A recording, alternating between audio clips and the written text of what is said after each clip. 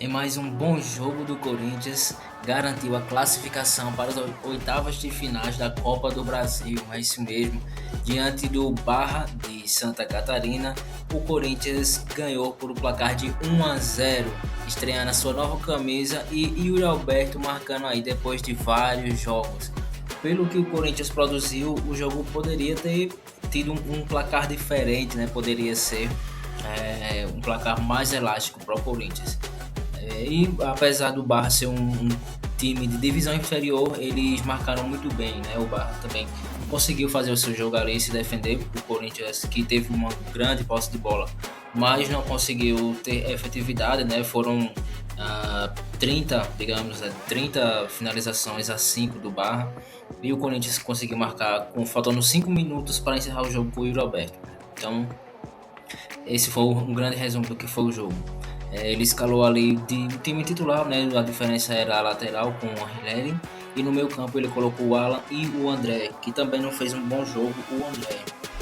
No primeiro tempo, o Corinthians estava tranquilo no jogo, né? Muita posse de bola.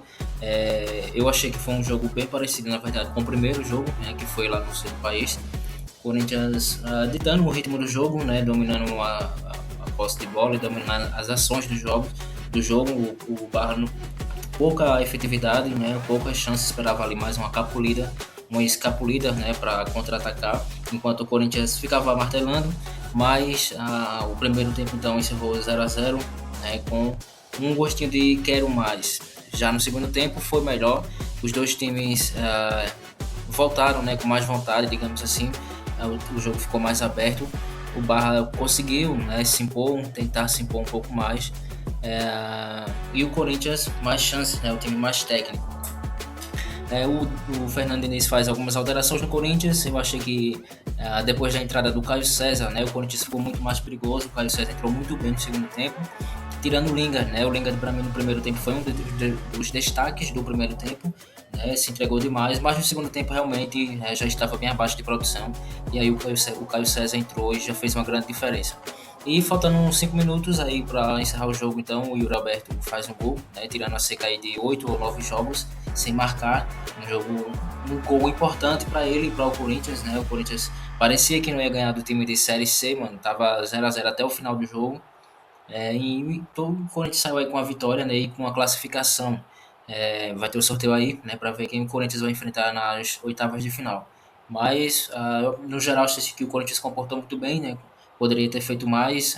Alguns jogadores não estavam jogando muito bem, mas foi um bom jogo no geral.